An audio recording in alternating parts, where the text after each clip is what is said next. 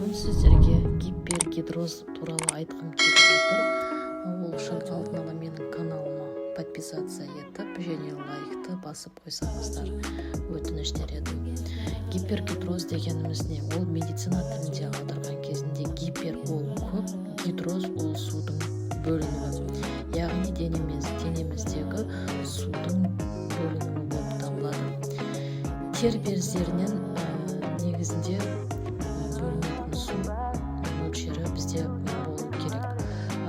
Ағзамыздың 98% судан тұрады, қалған 2% тұз және тағы да басқа элементтерден тұрғандықтан біздің денемізден су бөлініп тұру керек.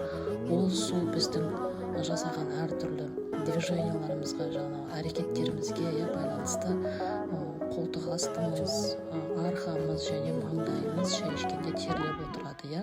Ол сулар біздің денемізге түскен сулардың терлер арқылы сыртқа шығуы болып есептеледі. Яғни біздің денеміздегі бұл терлердің шығуы регуляция деп айтылады. Яғни қимыл арқылы, шай ішу арқылы, тағы да басқа іс-әрекеттеріміз арқылы бізде артық суларымыз сыртқа шығып отыруы керек. Егер біздің қолтығымыз, аяғымыз, қолымыз, алақанымыз біреумен амандасқан кезінде кейбір адамдардың алақандары аздап влажный болып тұрады. Сол кісілердің мысал үшін денелерінде артық сулары сыртқа шығып тұрады. Қыстың күні аяғымыздың терлеуі, жаздың күні аяғымыздың терлеуі, шаш арасы, маңдайымыздың, желке тұсымыздың терлеуінің барлығы бекерден бекер емес.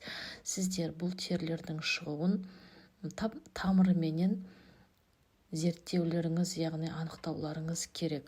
Бізде 6 түрлі терлердің шығуына байланысты әртүрлі анализдер мен тексерулер жүргізіледі.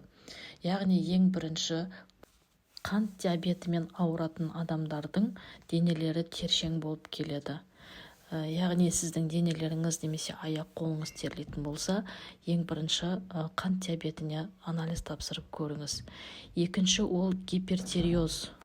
Яғни адамдар зоб ауруымен ауыратын болса, ол кісілердің де тері денесінен бөлінуі өте көп көрінеді.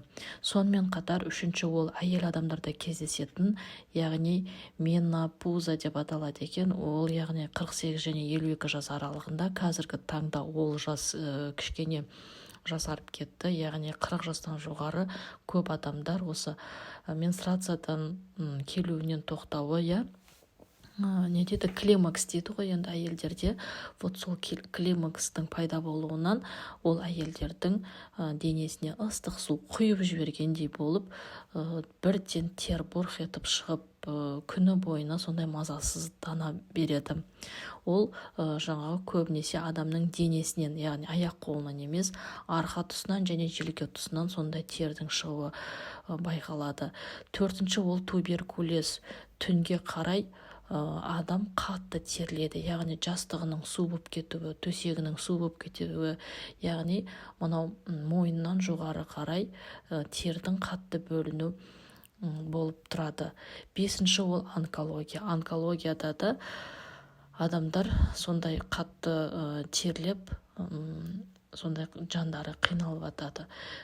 Алтыншысы ол нерв жүйелерінің аурулары, яғни адамдардың қатты бірдеңеге нервтеткен кезінде, сондай бір үлкен тер бұрқ ете қалады, немесе қатты қуанған кезінде, қатты қорыққан кезінде, сол кезде адамның денесінен тер бұрқ етеді. Неге? Себебі адамның нерв жүйелері, яғни миылары сол кезде максималды түрде жұмыс жасап кетеді. Адамның денесінен сондай бір сулар бөлініп атады.